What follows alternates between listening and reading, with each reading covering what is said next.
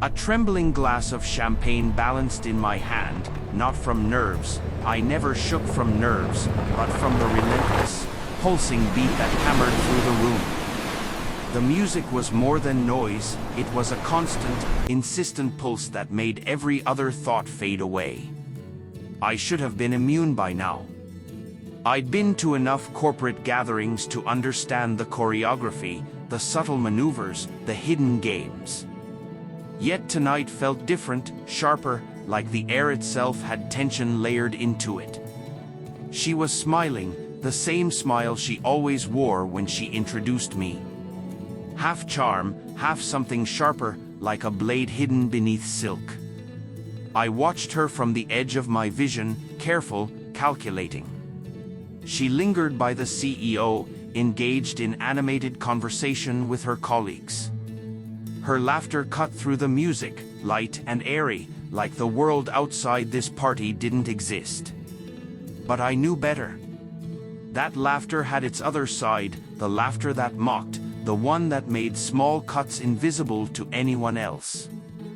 I hadn't fully faced the truth until tonight, hadn't admitted how much I'd ignored the little wounds. The tiny barbs, the veiled digs, the subtle superiority cloaked in sweetness. She never said anything outright, but I could feel the currents beneath the surface.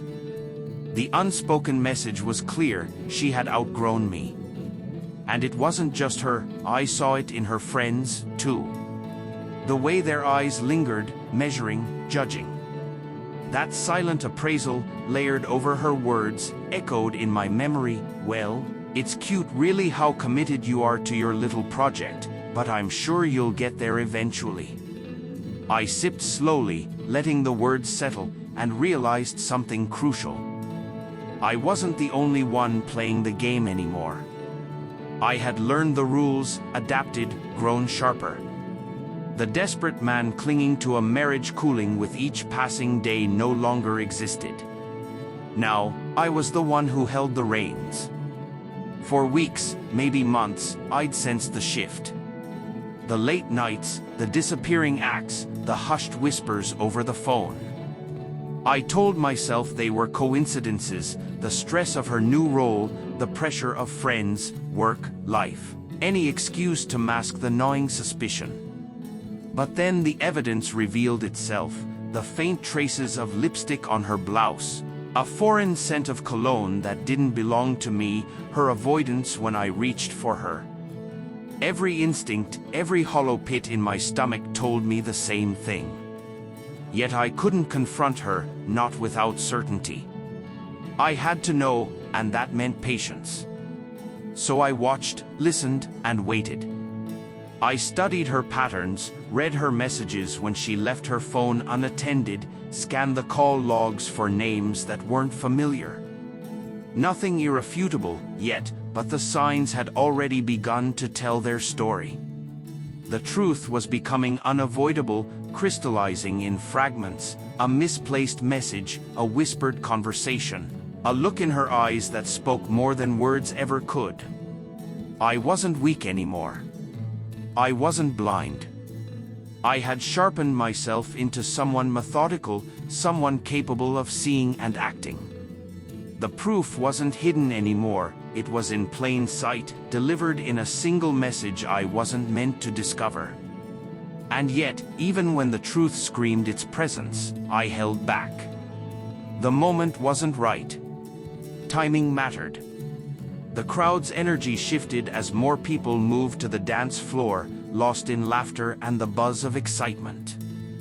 But I remained at the edge, silent and patient, observing her movements, waiting for the perfect moment to assert control. Her eyes flicked toward me once, briefly acknowledging my presence. No warmth, no affection, just the fleeting recognition of someone who still existed in her periphery. That was all I needed.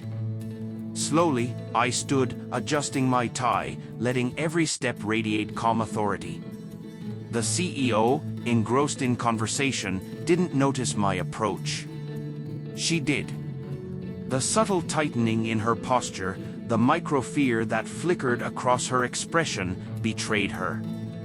I didn't smile, I said softly but firmly, because I don't need to. We need to talk. Her face went taut. She stole a quick glance at the CEO, who seemed to instinctively step back, sensing the shift. What is it? Her voice was clipped, defensive. I pulled my phone from my pocket, screen glowing with a single, damning message, her betrayal revealed in stark clarity. I handed it to her without a word. She froze.